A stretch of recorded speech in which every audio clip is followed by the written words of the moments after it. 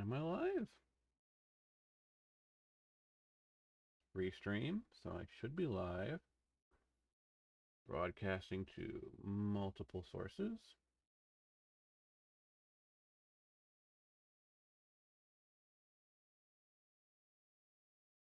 Well, that's fine where it was.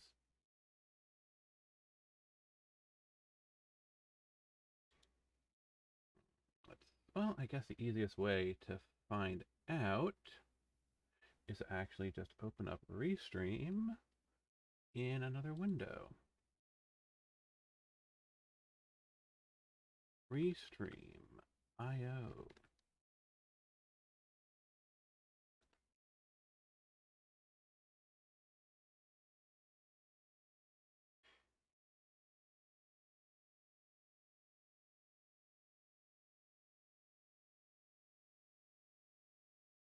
I should already be live. And am I? I should already be live. Yes, I am. Now, how is the best way to talk about it?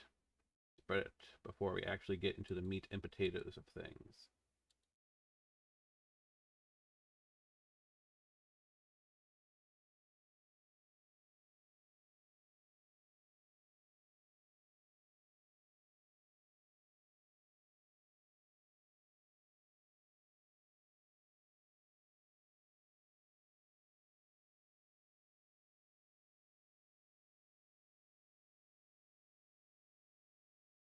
Because I should be streaming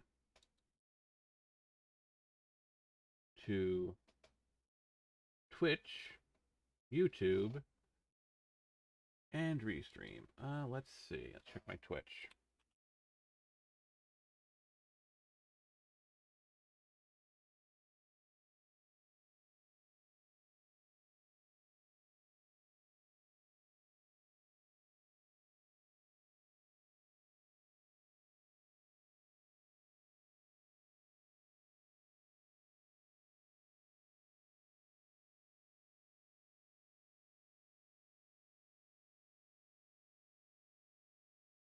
The damn SMS messenger. Make these things so damn hard. For added security, I don't know whether I like that or hate it.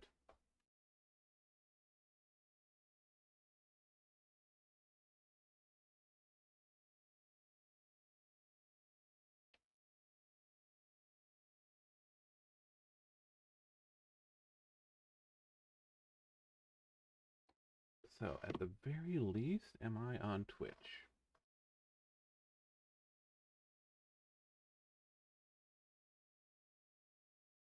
Seriously, Twitch. I just want to see if I'm live on Twitch. Why are you giving me so much drama?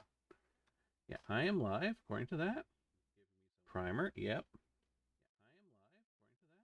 Alrighty. Let's see. I don't want the audio. That's going to distract me so much. I want the share icon. There we go. And I'm just going to say share for copy URL. And we're going to go from there.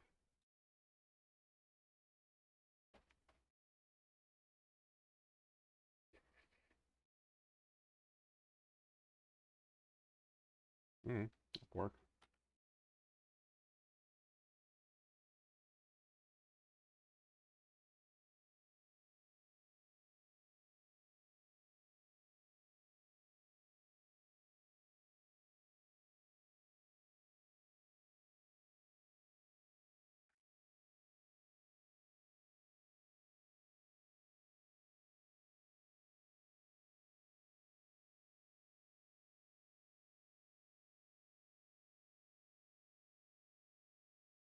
Self promo.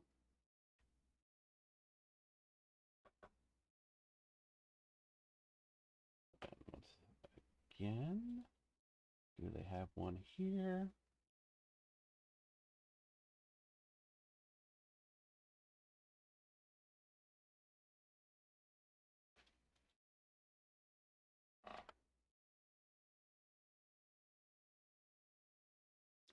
course, naturally, let's pop over to the Hell site, the new Hell site. You all know which I'm talking about. Yes, I'm going to post it on my Tumblr. No, actually, I'm posting it on my Twitter.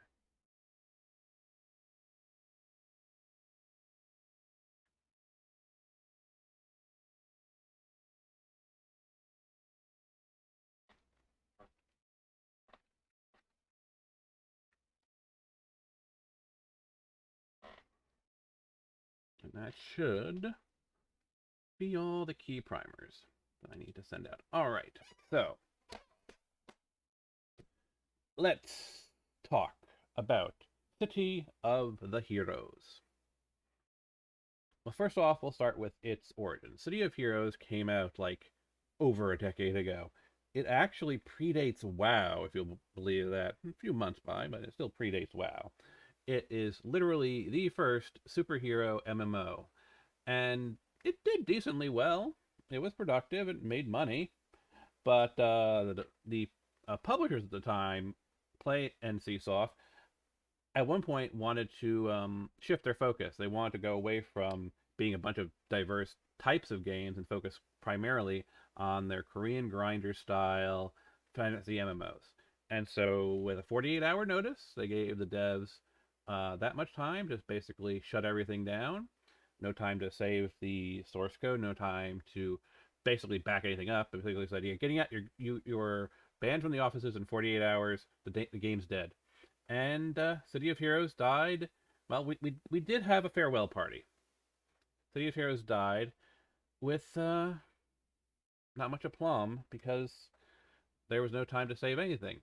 Then in 2019, a bit of source code surfaced on the internet. Now, before then, and for most of City of Heroes' death, the fan community had been using what client-side files they had available to them to try and recreate City of Heroes, and we've explored this a few times on the channel, where we've looked at how far they've gotten. I think the last time we took a deep dive, we looked at a world that had everything in it, but no NPCs.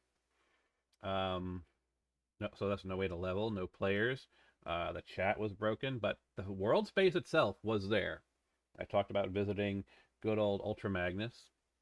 So the world space was there, but they didn't have anything else, and it looked like it was going to take a while for them. Then, of course, in 2019, that bit of source code surfaced, and City of Heroes basically jumped to life. And now there are 3 variants of City of Heroes out there. There is Homecoming, which we're looking at primarily today, but there's also Victory and Rebirth.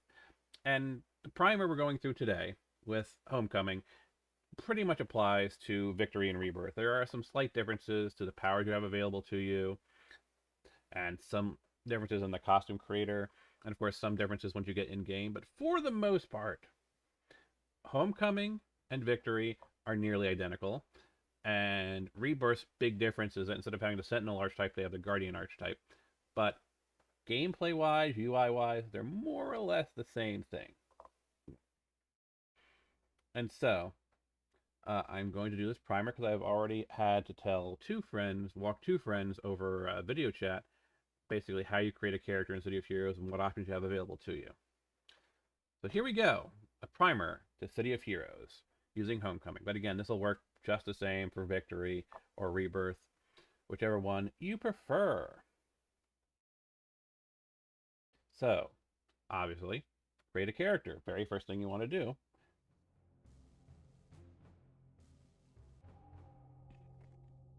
You can still hear me, right? Yeah.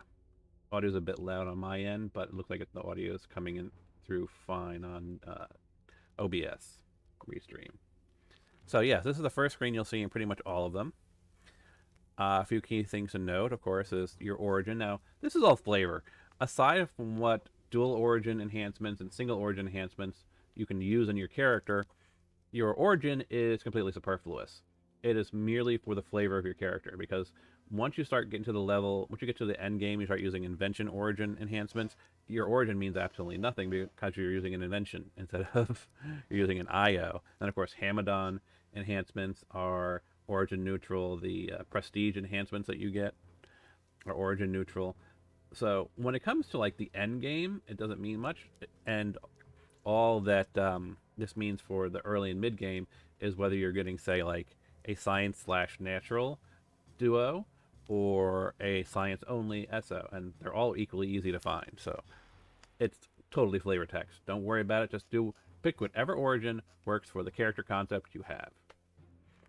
Now, again, and this here is just like if you want to go a PvP only character here on Homecoming, you can see if you make a PvP only character, you start off as level 50, and you basically can play full endgame. You've got incarnate slots unlocked, the incarnate powers, yada yada yada, but you're restricted to just the PvP zones. So if you're a PvP guy, that's fine, I guess.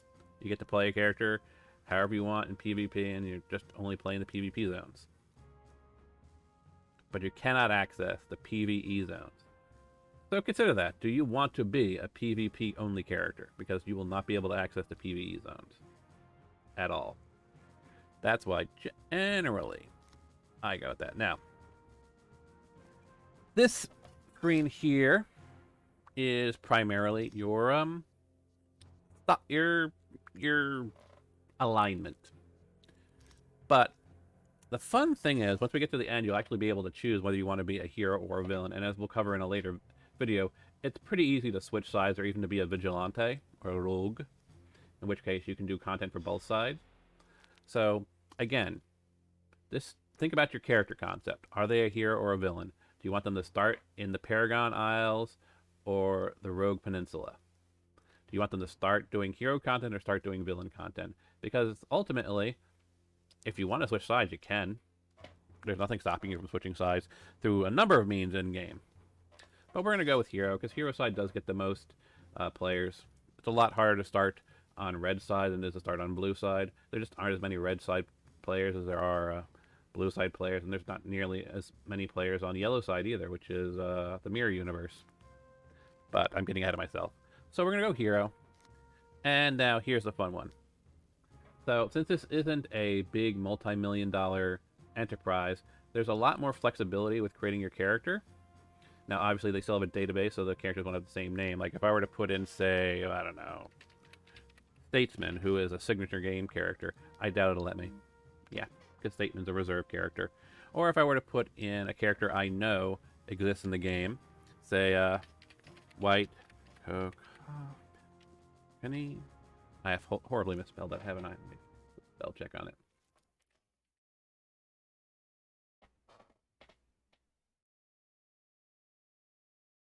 No. Search for cacophony.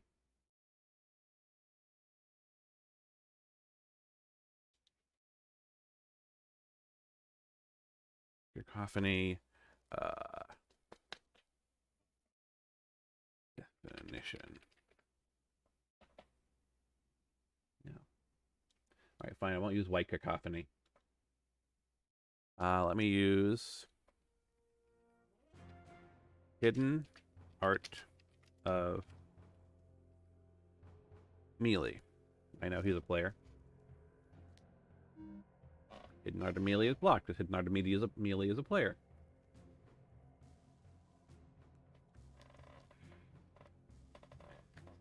So, let's see. We need a character, right? How about, the... Oh, wait. Because the is technically not a reserve word, but it's a title. So you can actually, in-game, at some point, you can be able to adjust your title and be able to call themselves the whatever. So you can't add the in as a starting character because it's a reserved title. So we'll call this one, and I don't want to use something like Indomitable because that's also a title you can add. So we're going to say Trainer. Is that going to be reserved? Probably. Alright. Then, in that case, I'm going to go to a random superhero name generator.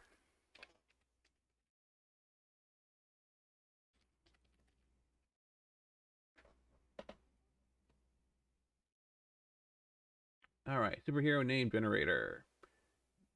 Give me a name. Write out some superhero names.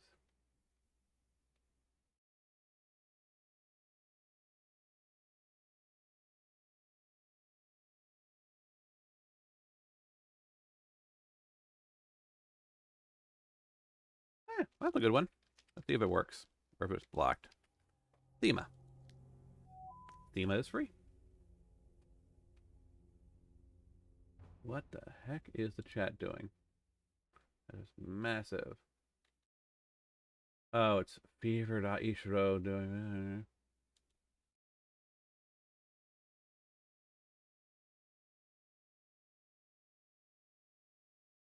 Doge hype. Yeah, add to block list.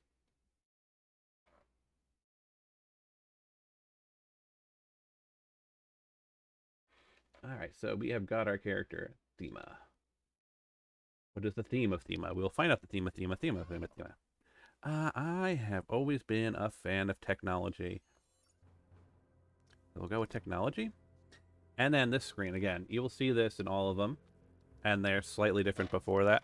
Slightly different than that.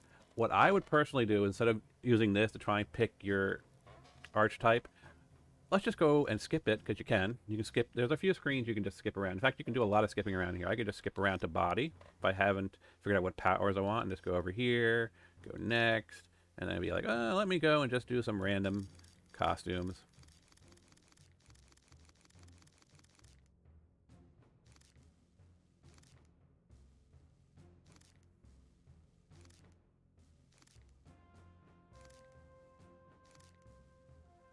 You know, not gonna lie, that's kind of badass.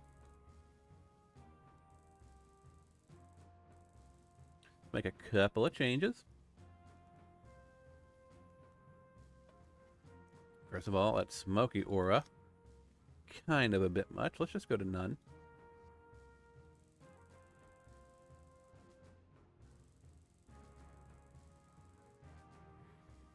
And let's go down to back details. No, actually it's be a lower body. And I've personally always preferred the animated tail. So we'll give the animated demon tail.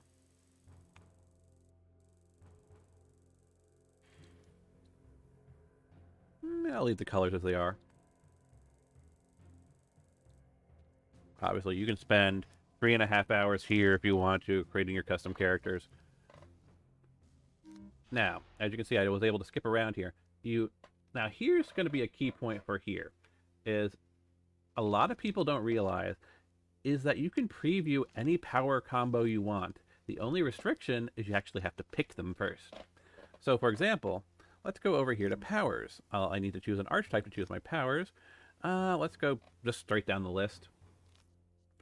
So, Blaster. Big thing about blasters, their primary is, well, a blast. It's a long-range attack, followed by a secondary power, which is kind of more of a manipulation support ability. Often to support themselves as opposed to supporting a team. That would be more of a corruptor or defender who has some sort of team support. Blasters are kind of more on their own.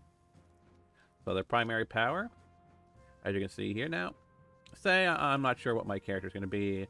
They want them to be some type of gun person or maybe some type of weapon person. So we go to pick archery, pick a random first power, and then we go over here and say, I don't know, they're a pirate. Maybe I want them to have water powers, but there's no water powers here. So maybe I'll go with time manipulation because they're an ageless pirate.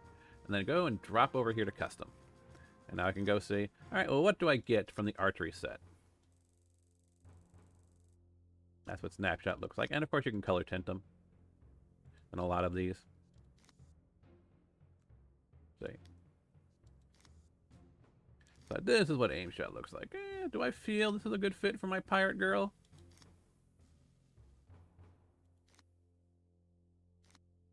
You can just go through the entire list and see what your power lists are going to give you. You go, all right. Maybe.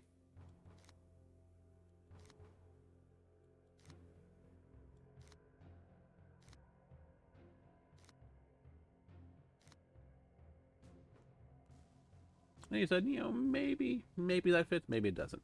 So you go back here to powers. Go back to primary powers. Say, let's go take a look at assault rifle. Let's just go jump back over to custom.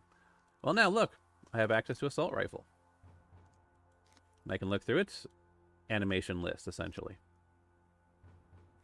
And let's say that I'm liking assault rifle as a concept, but I don't like the weapon itself. Well, in a lot of these things that have a animation weapon, you can actually change it in the custom creator. So say I don't like the legacy assault rifle.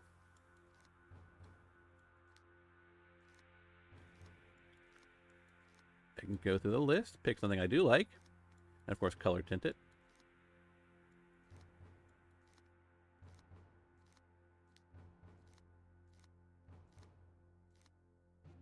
You go back to costume, and there it is. The alternative I selected is now being used for all of my assault rifle powers. And you can go through this entire thing for any combo that you want to think of and you're not sure. So you start looking, so you look through your list of blaster powers and blaster secondary powers, and nothing really, you don't really feel any of them. Well, let's go take a look at what the next archetype on the list is, and we'll talk about it. The Brute. First introduced in City of Villains, the Brute is essentially the inverted tank. We'll get to the tank eventually, of course. So what does the Brute give you? Well, the Brute is a melee-focused character. Its primary ability is, well, melee attack, and its secondary ability is some sort of shield, which is identical to Scrappers, but Brutes have a twist to them. So we'll go take a look through here, and we're like, okay, maybe I want to do shield defense. Now, something I should mention right now. If you like the idea of shield defense for whatever your character is, shield defense severely restricts your attack ability, because for whatever reason you can't have a shield in one hand and a sword in the other. And Homecoming devs, if you're watching this, can we please fix that? Because that just it's unfun. It's unfun. I realize there's probably some animation conflict stuff, but come on, sword and shield. We gotta have sword and shield. Anyway, if we go over here to shield defense, you'll notice, well, technically they have sword, but you can see what I mean. There are things that are restricted from sword, from shield. Like I can't have a staff, I can't have spines, can't have Titan weapons. And I understand the animation conflicts with some of them, katana. A lot of these things are dueled, or use both hands. But I still think, considering that we're superheroes, it is perfectly fine that I have a giant oversized Buster Sword and a shield. But anyway, shall we go on? We'll go with, say, Stone Melee. Go Stone Mallet. Go over to Custom. And yes, the shield can be customized just like everything else.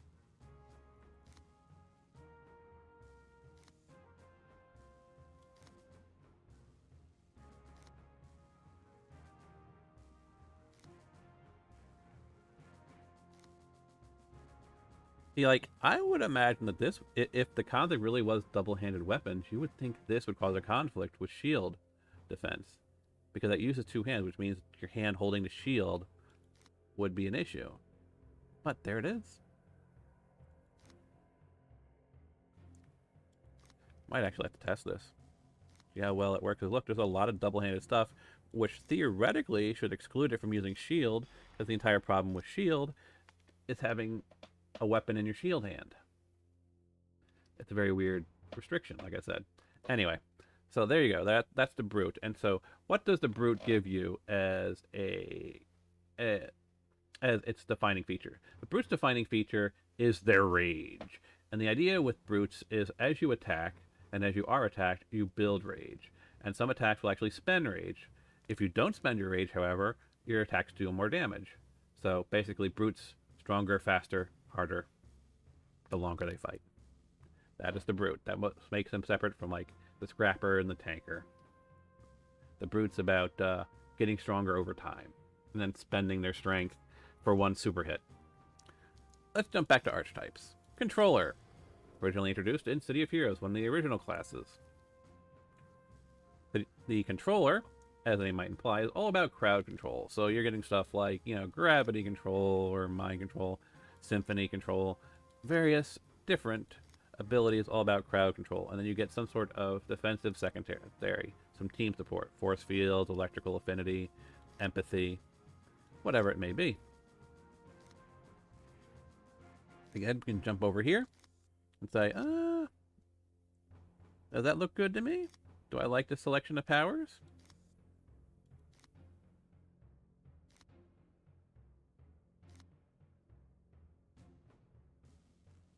And again, back to our list. Corruptor, introduced in City of Villains. The Corruptor is essentially the reverse defender, which again we haven't gotten to because we're going through the list alphabetically. But what essentially a Corruptor does is they are a ranged assault first and a team support second. The defender is the reverse. Team support first, ranged attack second. Corruptors build up Scourge, which allows them to pop well, Dominators are the same. Dominators build up Domination. Corruptors build up Scourge, which is a power that, much like the Brute, gives them a boost in their abilities for the duration for when you pop the power. So again, let's go say here we'll do dual pistols, and we'll say I don't know, Dark Miasma's Tar Patch. Jump back over to custom. And again, you can customize the guns. Kind of just going over each of the archetypes in their broad strokes. I might have to do something with Dark with this character. I'm not sure. There's a lot of fun stuff I can do with my Pirate Demon.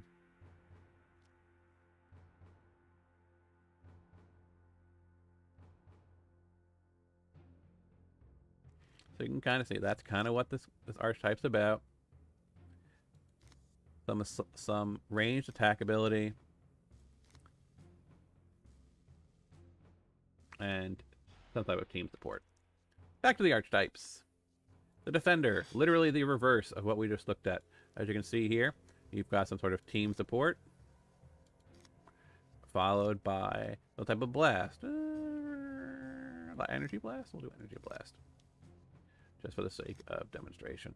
Obviously not thinking too hard about these, I'm just kind of picking them at random to kind of show you how, yeah, you can just go through the list. And let's say you like the idea of a defender, you like the idea of team support and an attack, but you don't like the first choices you make. Well, then just go back to powers and go say beam rifle, charge shot, and then go back to custom. Go make that choice again. See? It's that simple. Making your character is going to be this simple. It's just a matter of figuring out what their focus is, and then figuring out which one of the archetypes you want, and then the power you might isn't quite in that archetype, try one of the other archetypes, and then go take a look at the powers again until you find what you want. This is going to take your the most amount of time because you gotta be your most creative here. So again, back to our archetype overview. Dominator. The Dominator is the City of Villains equivalent to the Controller. So we'll jump over here. As you can see here, their focus is more of a blast with control power.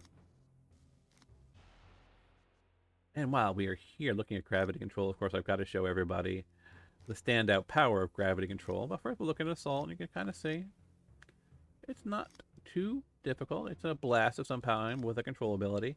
And of course, let's go take a look at Propel, the signature ability of gravity control.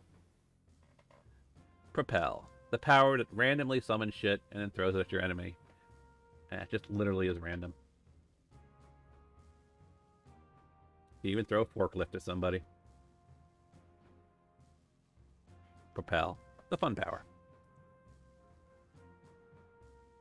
And a fun set.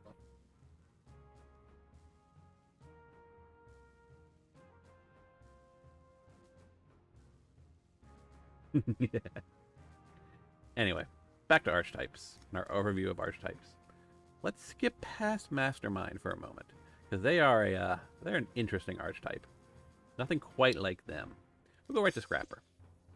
So Scrapper is your melee and armor. Like I said, they're like the Brute, but but while Brutes build damage over time, Scrappers are a little bit more vanilla. We'll go there, and we'll go say, I don't know, ice armor. We'll go back over to custom. We'll say, all right, is this what I feel like fits for my character? And again, you can customize the sword in the character creator.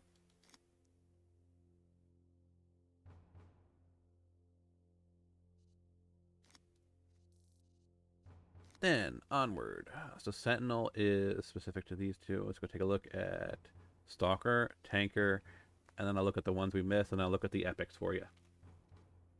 The Stalker, introduced in City of Villains. This is our Assassin archetype. Again, it's another melee attack versus defense. with a twist. The Stalker's big twist, so we'll just go, I don't know, we'll pick Claws. Doesn't really matter. This is all just kind of demonstration. We'll go Fiery Aura, whatever. Fire Shield. Oh, no, actually, you have to go Hide. If you're making a Stalker, I know you always get an option for your secondary power. Always pick Hide, because the entire Stalker archetype is built around their ability to hide. Stalker's entire focus is built around these 3 powers. Hide, Assassin, whatever is the variant for your character, and Placate. So if you're making a Stalker, those are the things you need to take.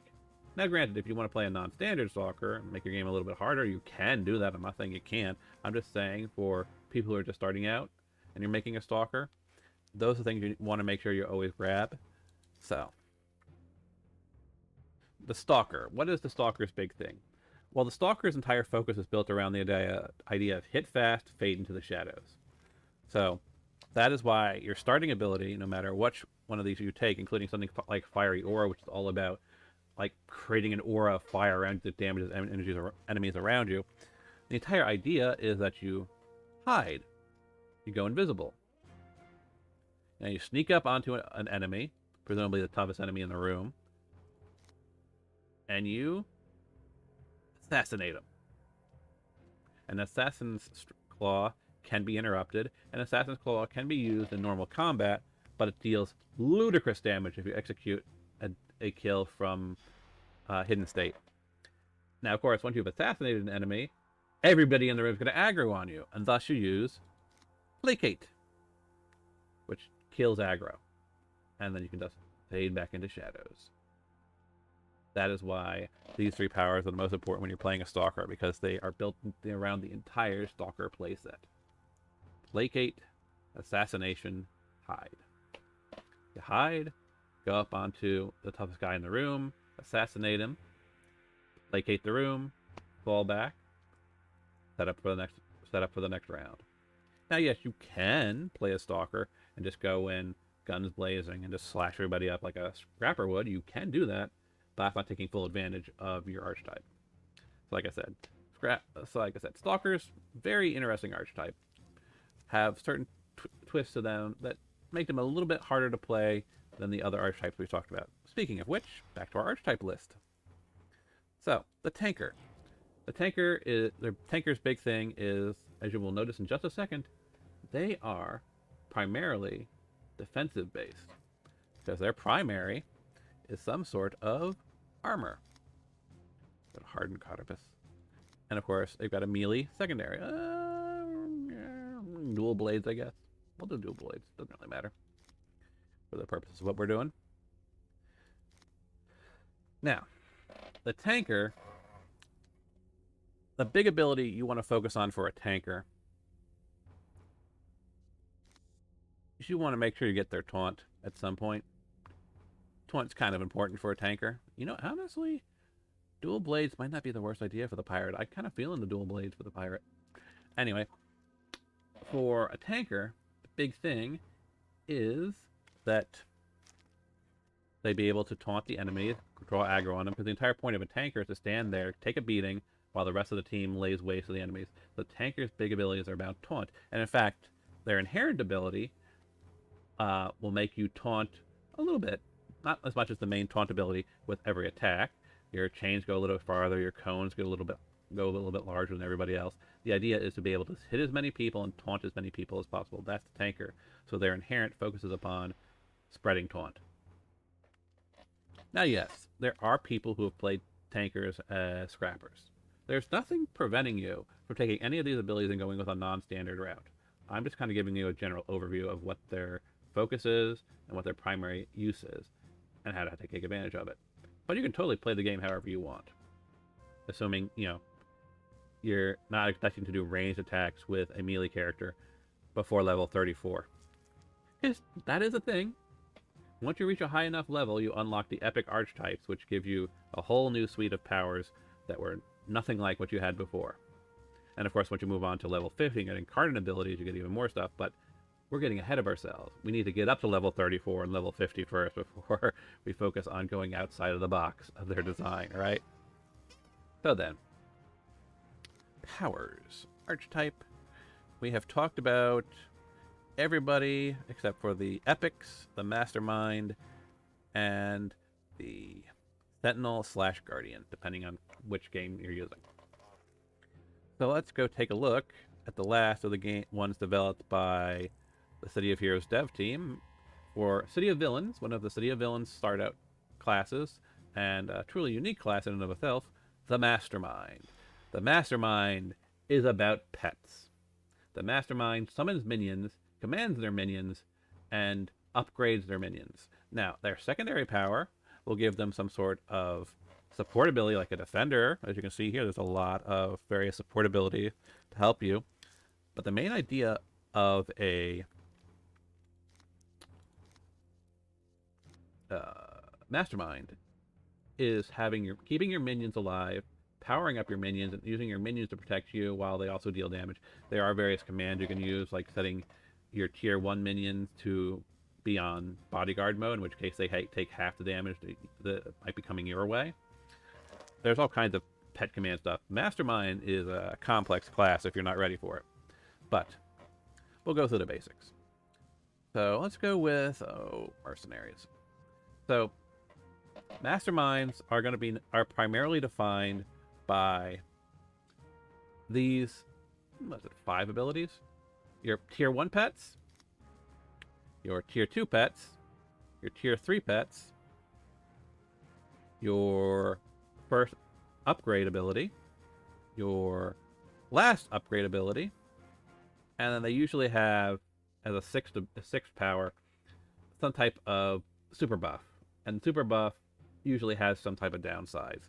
Like, for example, on my Necromancer, I have Spirit Extraction, so I take my 6 minions, turn them into 12 minions, but if any of the extracted spirits are killed, then the associating minion also dies. So you get twice as many minions, and you have a lot of firepower, but they have a shared health pool. Now, after I think it's 60 seconds, the extracted spirit goes back to their body, and so you only have that expanded pool for 60 seconds. For Serum here, as you can see here, it increases all of their stats and whatnot, but basically fades after 60 seconds. It basically is similar to the invulnerability power for a tanker. You get a massive boost to everything for 60 seconds, and everything crashes after 60 seconds. So if you can't take care of the fight in 60 seconds, your minion's going to be severely weakened. Demon summoning with here. Hell on Earth, you select a minion, super buff them, but once it's over, they die. Like I said, these powers are useful, but they do have a drawback. And all of them are going to be like this. You'll see here, like Fortify Pack. That prevents you from using pack mentality. And, Necromancy here is the one I told you about. There's Ninjas, which has... Where's it?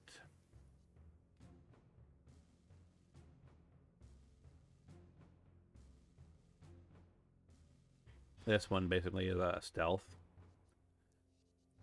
Robotics is what? Protector bots, maintenance drone.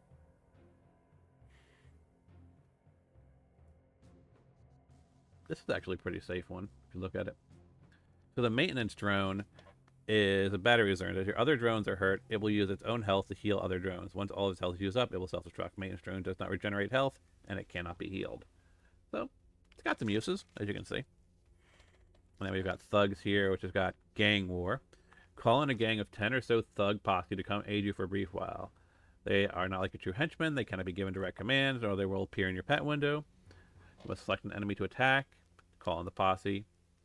They're very weak. They're only equipped with the most basic weapons. Not as loyal as your henchmen, and they will only stick around for a few minutes before taking off. So yeah, those are the 6 primary abilities of Mastermind. Very interesting archetype. Tricky to get a handle on. And of course, as you can see here,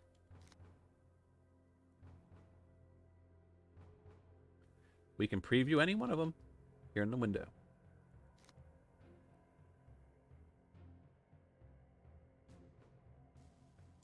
exactly what Gang War looks like in the preview.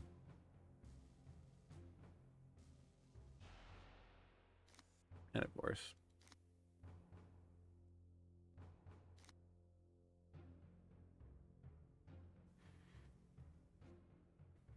now back to the archetypes. We're almost done, folks. We're almost done. And this is just the basics of character creation. All right. So, the only thing left that we haven't talked about is the server-specific ones. Sentinel. Now, Sentinel is shared by Victory, while in Rebirth it's been replaced by Guardian. Sentinel, at least when it comes to Homecoming, because obviously each of these three things will treat their own one a little bit differently. But Sentinels here are primarily, well, it's you either call it a mid-range blaster with armor or a mid-range scrapper. Basically, it's a ranged primary with an armor secondary. So essentially, it's a scrapper who can hit things at range. So, like for example, yeah, we got beam rifle, and then we've got some type of aura. You can go stone armor. I don't know. And this is what your Sentinel here on Homecoming looks like.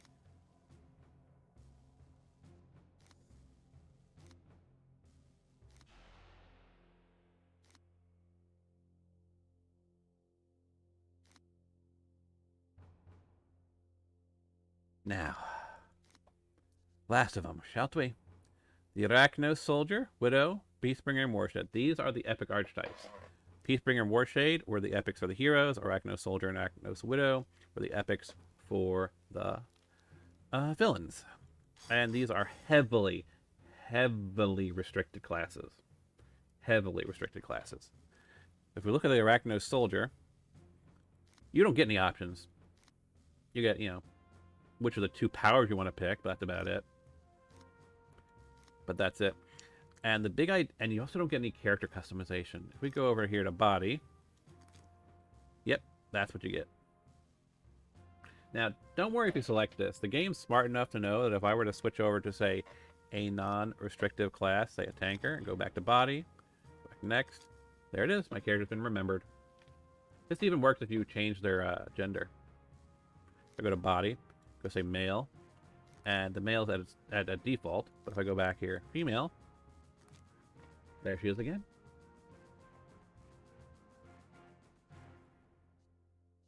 So yes, we won't go too much into looking at the powers of Arachnos Soldier, Widow, and all that, because, again, you don't really get too many customization options.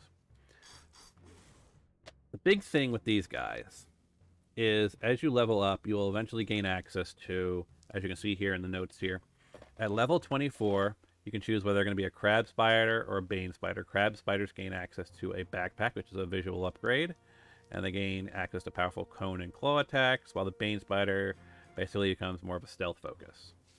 The Widow has the same thing going on. At level 24, they can choose to be either a Fortuna or a Widow, and they can become... So a Night Widow basically becomes stronger at melee, has modest range. Well, let's go the Fortuna path, gains stronger ability, range attacks, and control abilities, becoming more like a controller. I've never been a fan of any of the epics. Now, granted, the Peacebringer and Warshade are a little bit more fun, because if I make a Peacebringer or a Warshade, and you go over to here and you can say, oh yeah, I've only got Luminous and Luminous. But at least with a Peacebringer and a Warshade, I keep my character customization. Now, that's just a personal thing on my side. You can do whatever you want, and you can come up with whatever concept you want. But the Peacebringer and the Warshades, big thing, the Keldarians, is they've got limited powers. You can keep your character customization, but at a certain level, as we take a look here, you gain access to White Dwarf in your secondary, and of course, where is it? Bright Nova in your primary. Bright Nova turns you into a flying squid. The flying squid has its own separate powers, while White Dwarf or Black Dwarf, and Black Nova for the Warshade, turns you into a giant rock lobster who has its own set of powers. The Keldarians here, they also come with an innate travel ability. So the Peacebringer start with flight, the Warshade start with teleport, the dwarf and the Nova have their own ability because they disable all of your other abilities when you switch, and you end up with when you go to a Nova, you basically are already flying. When you go to a dwarf form, dwarfs gain access to teleport. So it's got some weird stuff in there, some interesting stuff, some definitely interesting focuses. But yeah, they're definitely far more restrictive. So then, that is all of the archetypes. That's all of our characters. Let's go take a look at, what was it? I like dual blades. I thought dual blades looked good. Do we want to do dual blades? Can I do dual blades on a sentinel?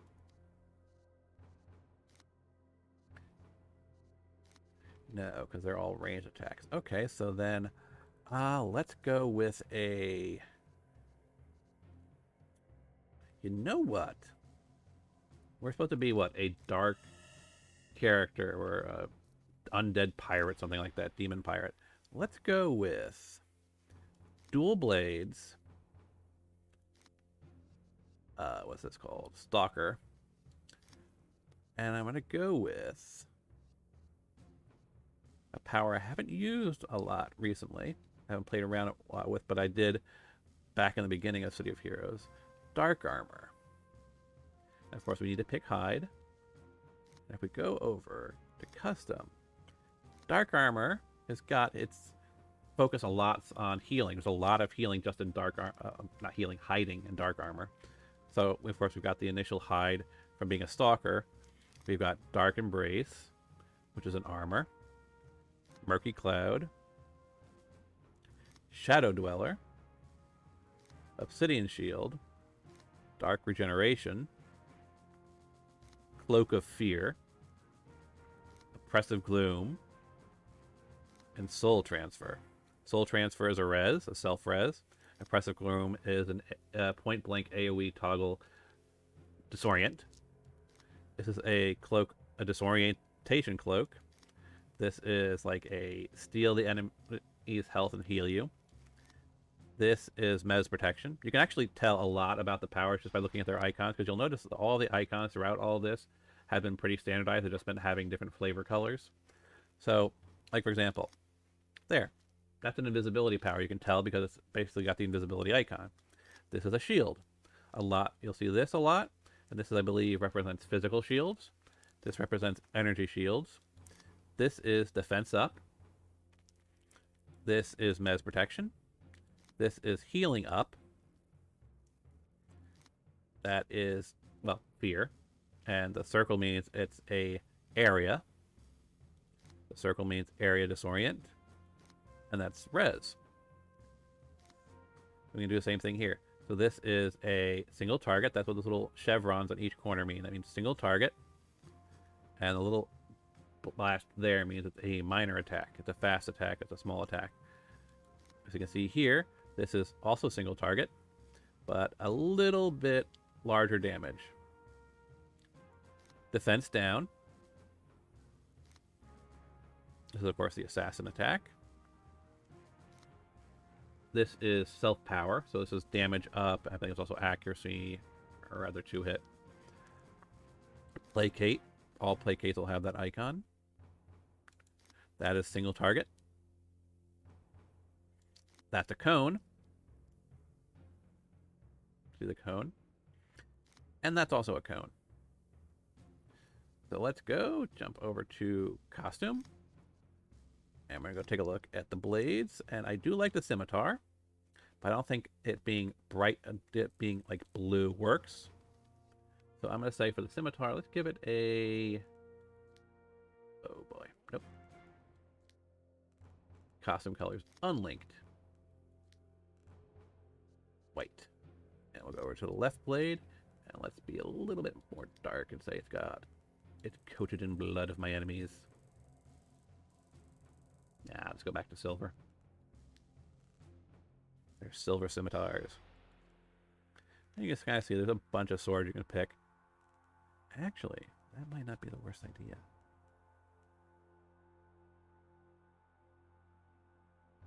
Yes, I think I'm going to go with that. I'll keep one as a scimitar. And the other one we're going to turn into like this blade of like darkness, sticking with our dark powers theme.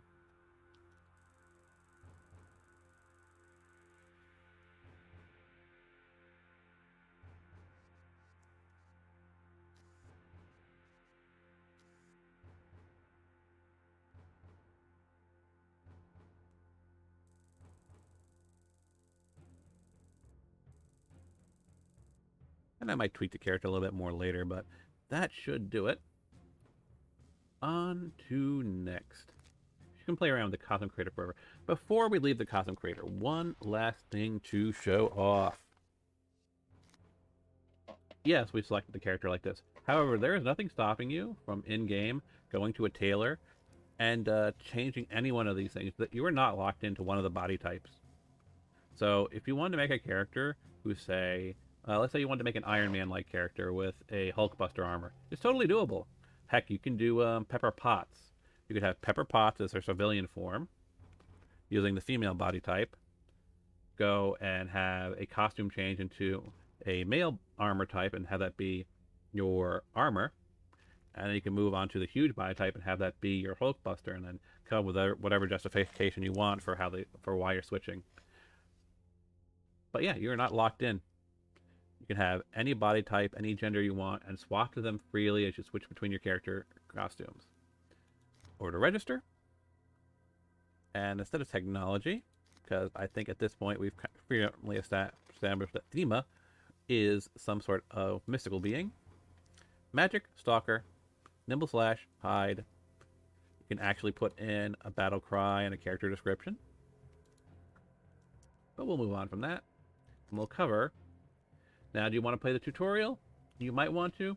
I'm not, because I'm trying to show you the basics of entering the game and what is available to you immediately upon leaving the tutorial and entering into the game proper. So I'm going to say no tutorial. And again, as we talked before, you can choose to be a hero or a villain at any time. And even choosing up there, if you skip the tutorial, because the tutorial, if you chose to play the tutorial, it would also give you some options on where you want to start. Again, we're skipping past that. We'll do a separate video where we go into the tutorial and all that fun stuff later. But right now, we want to focus on the core and meat of it. What are the differences of the character classes, and once you get into the game, what do you do there? What do you do when you first start the game? So I'm going to go hero, complete character creation, and enter the game. And thus, Thema begins spawning in Atlas Park.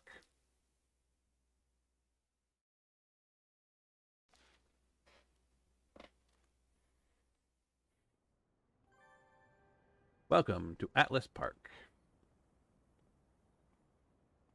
Now, the first thing I always do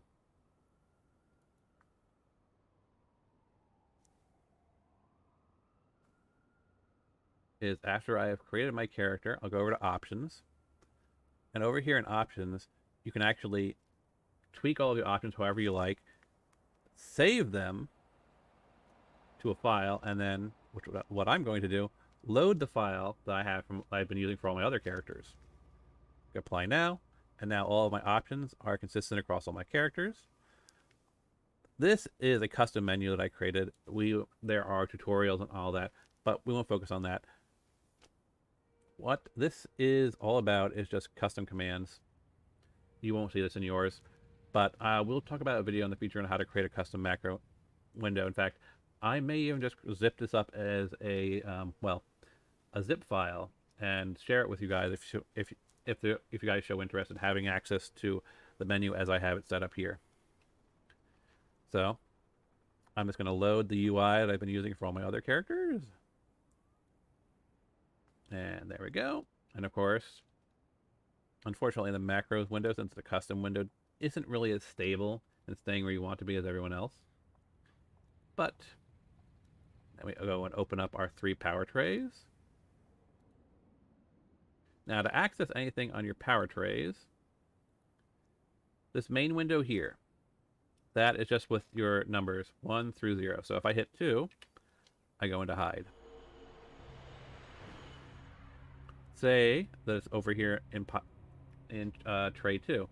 How do I detoggle that? That's Alt +1, or whatever the number is. Now let's say it's up here in the third tray. Well, that command is control +1, or whatever the number is.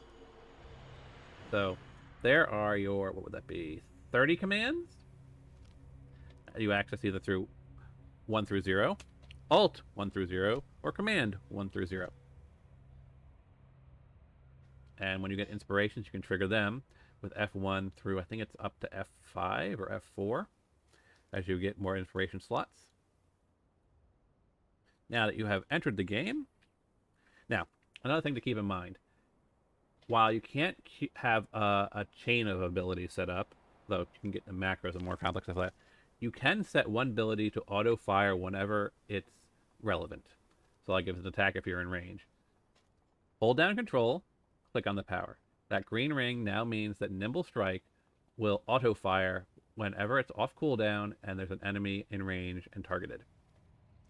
I'll quickly show it off.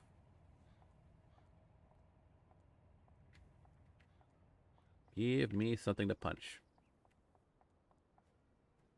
There it is. Oh boy, no, they are level 3. I'm not touching him right now. Not when I'm level 1. He will kick my ass so hard.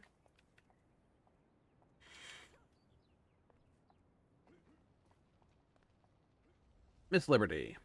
So you're going to come to her, or any number of trainers, whenever you want. All your level trainers, because whenever you level up, you actually have to seek a trainer. You don't just immediately get your abilities and your choice. You have to go to a trainer. So, Miss Liberty and all her trainers are located on the map by that icon. And you will actually notice, if I zoom out a bit, that there are quite a few icons on the map for different things, and including, there should be, there he is, Back Alley Brawler. He is also another trainer. There are 2 trainers here in Atlas Park. That is not common in all the maps, but Atlas has 2. Now that you've entered the game, a few things to keep in mind. The Superpower Field Trainer. This is where you can buy enhancements and inspirations. They're basic level stuff, but it's a place to start. They're trying to find one of the origin stores. And, of course, the P2 Win Field Agent, also known as, what is it, P4V in Pretoria. Transact for victory. But here's P2 Win. The P2 Win vendor basically took all the stuff that used to be like microtransactions and DLC bonuses that were in the live game, and you basically buy them with influence. Influence is the in-game currency. So no, you're not actually paying real money for this. You're paying in-game money for all of these things here. And what I'd always recommend to new players, because most new players are not going to try and focus on generating massive amounts of influence to buy the end-game content, you're going to try and level up, right? So go here to temporary powers. We go into buffs. Now amplifiers, once you've got a good amount of endurance, influence, you might want to buy, because they just give you some boost to whatever it says here. This is regeneration, recovery, maximum hit points. If the game is being too hard for you, you can go here and buy one of these amplifiers. But typically, I would say go here, pick double XP booster. You can do that a total of 8 times because it's a maximum of 8 hours. So I usually max that out for my early game characters. This means you won't gain as much influence, if any, when you're doing content, but you'll gain experience twice as fast. Some other fun stuff you can do in here. Go to Prestige Powers. And if we scroll down to Jump in Travel, you can pick one of 2 of these powers. So you have a basic travel power, a very basic travel power. You can grab Prestige Sprint if you just want some options, alternative options to sprint. You have these 3, Beast Run, Ninja Run, Athletic Run, which makes you move even faster. But you only pick one of the 3. You can buy more later. And let's see, there is one more that I like.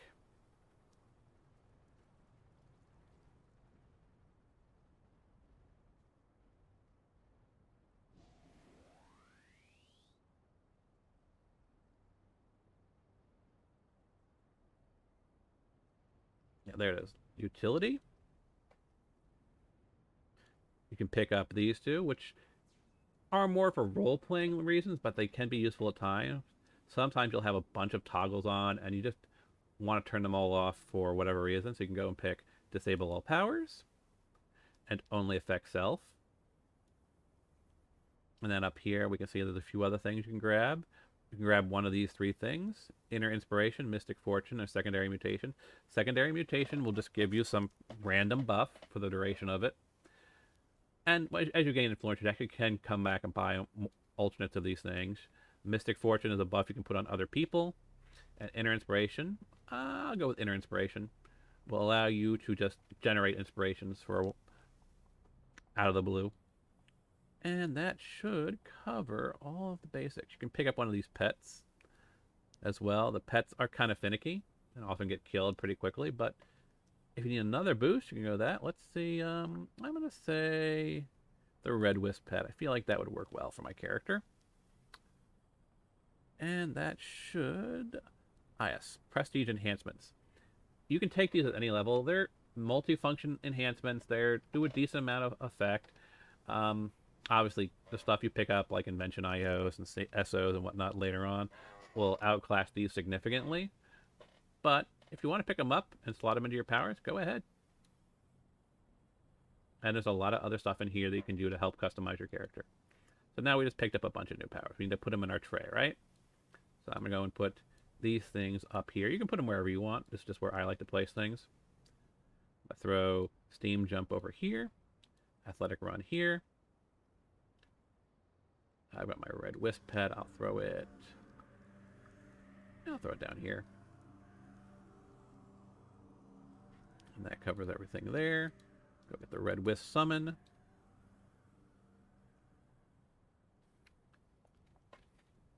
And we'll go hit Inner Inspirations. There you go. Some inspirations, as you can see here. If I want any one of them to trigger, I can just hit F1, F2, or F3. So let's go take a look at... oh, Ouroboros. This is always a good thing. If you see this thing floating around, pop in there. This Ouroboros gives you a nice central location to access other maps without having to run over to the tram. It gives you access to the flashback system later on in the game. So yeah, Ouroboros. If you see a portal, pop in there.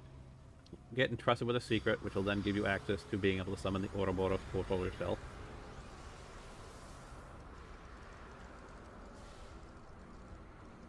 And wow, this person's using their fire aura pretty aggressively. Go back out, and you can see now I can go at the Atlas Mark again.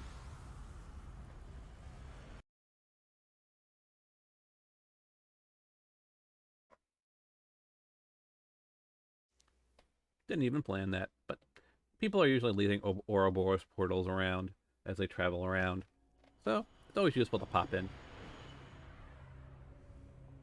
And of course, from here, you would start going to your contact, getting missions, maybe going to a day job location. But before we look at any of that, one last thing, as we kind of just finish our primer here, is these powers I just picked up. What do they do? How do I use them? So you can, of course, get Sprint. That is your basic, let me run faster power.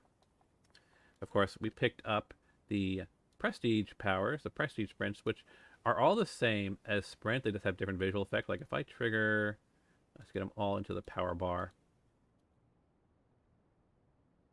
If I go say here with Surge, as you can see, it turns off regular Sprint. And all it really does is I get this like color aura behind me. Let me turn off highs so it's a little bit easier to see. That's kind of what Surge is. We switch over to Dash.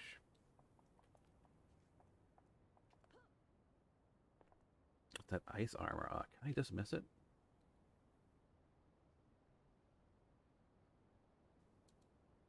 Yes, I can. I can just cancel it. There. Now you can see me a little bit better. So that's what that one looks like. Here's Dash.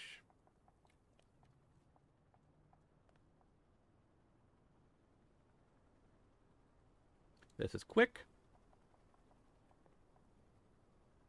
This is Rush.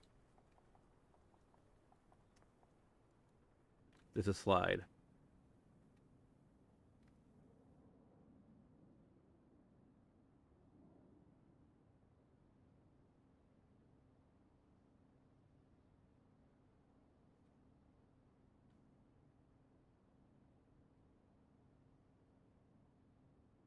And then, of course, there's the athletic, ninja, and beast runs. If I trigger them,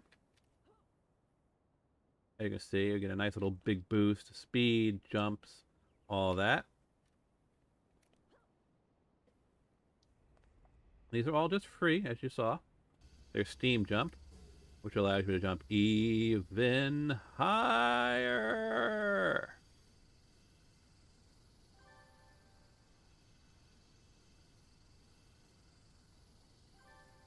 However, it will disappear after like 90 seconds. So let's not fall onto the ground.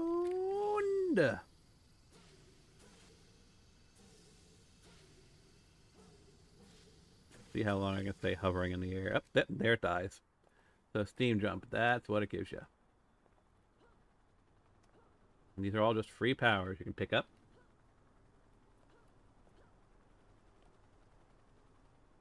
All right. Now I have to give it a moment because if I try and jump, fall to the ground, that is going to hurt. Because yes, fall damage is a thing. Is there anybody down there? Oh, there's nobody down there. I'll be fine. Geronimo!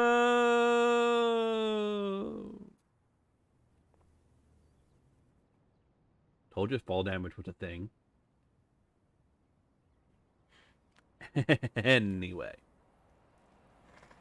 That is our primer on City of Heroes. Now, of course, there's plenty more stuff I could talk about, but I think I've covered a good primer here. I've taken you through character creation, selecting your powers, seeing how you can preview your powers, and of course, what initial powers to pick up. So there we go. Primer of City of Heroes. Now, what I usually like to do is, when I'm going to log off, is to log off at a day job location. The first day job location you'll find hero side is City Hall. We pop into City Hall, and you will get a prompt for, well, you'll get a prompt later, but you'll see this up here. This gold icon, day job, city official. And there we go. And now, if I were to log out of this character, back to the character select screen, and let's pick one of my other characters who has actually been in a day job location. Before we leave, I'll show you what the benefits of a day job is. Let's go with... my characters are actually in the same area. Gun Nut.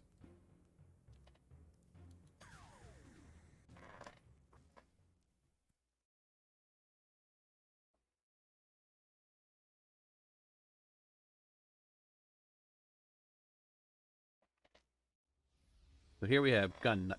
And as you can see here, Gun Nut has already got the day job for being a city official.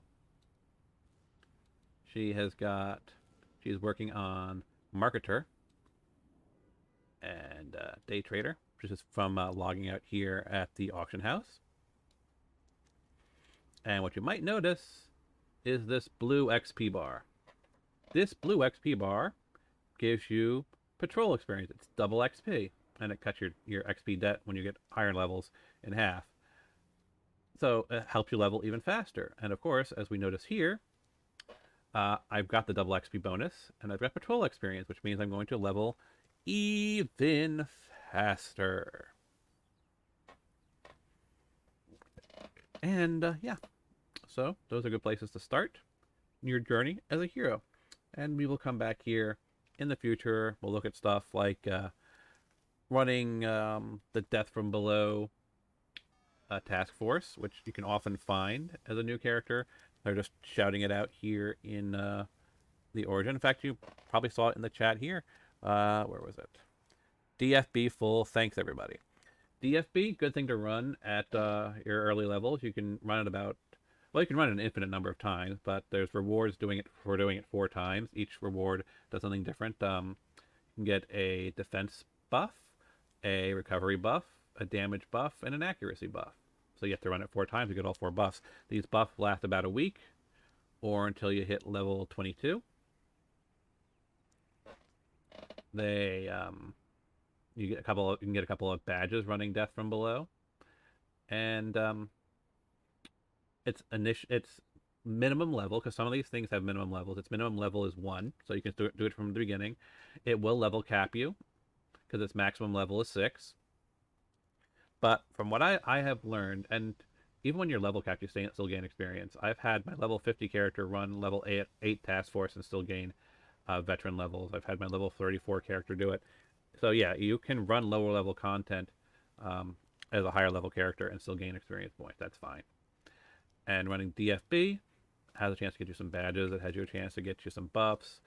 And as a level 1 character, I've found just running it 4 times to get the 4 buffs gets me a nice selection of bonus stuff. In addition to, I usually leave DFB after 4 runs at about level 12.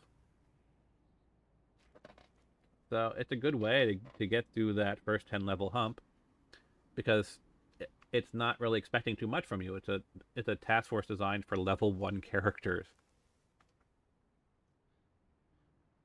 So, things to keep in mind when you're creating your new character. You can run depth from below.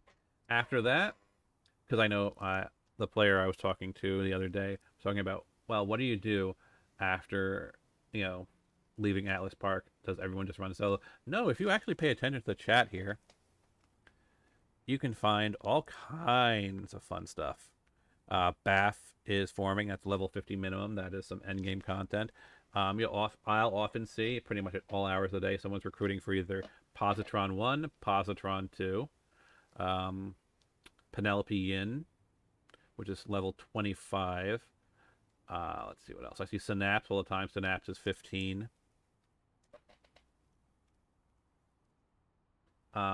Yeah, so there are plenty of task force that you can do. One thing I commonly see, because I don't usually see like the higher level task force being recruited all that often. It's usually Positron through Penelope Yin, maybe Citadel every now and again, maybe Manticore every now and again, but nothing really in like the level 40 range. It's usually just the 1 through 35 range. But what I will say I see commonly recruiting for is, well, aside from sitters constantly trying to recruit for AE farms to be a sitter.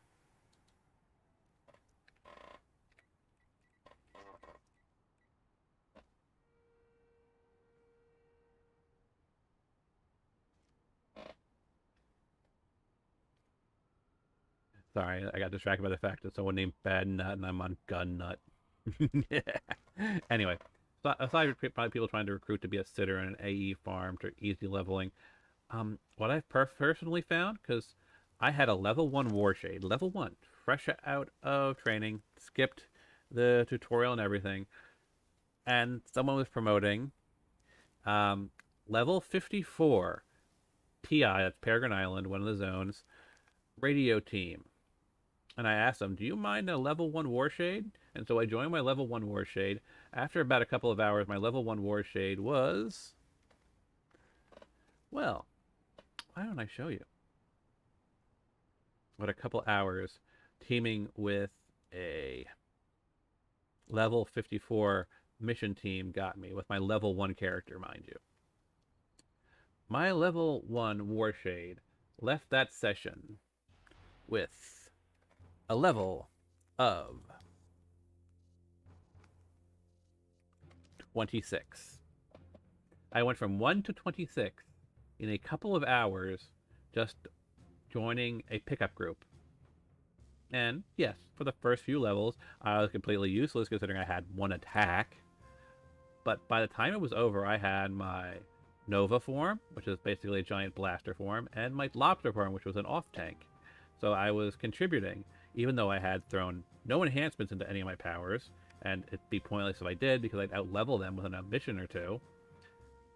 But I was able to contribute to the team and gain levels at a blitzing pace. And in fact, all these characters you see here that are around level 27, that's how I got them up to level 27.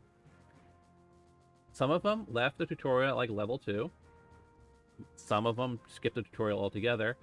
And I just joined a pickup group and ran with a pickup group until roughly around level 27, where I said, hey guys, my character is getting close to like level 30. I want to ult. Do you mind? Because I totally stayed with them and probably wound up at like level 35, 40, depending on on what the level of the group is. So don't be afraid to toss a tell and ask over to a group that's doing just random mission teams and ask, hey, is my level 5 character okay? Because in most cases, they'll probably say yes. And you'll get to have fun with other players. You'll get to gain levels ludicrously fast. Don't be afraid. Just ask the other players, hey, can I join you? Because they'll probably say yes. So there you go, folks. That is City of Heroes. That is our primer. We've been going for an hour and 15 minutes. Most of that just showing you the different archetypes. So we'll come back to this at another time in the future. And I hope you all had fun learning about the amazing world of City of Heroes, Homecoming, Victory, Rebirth. Peace out, everybody.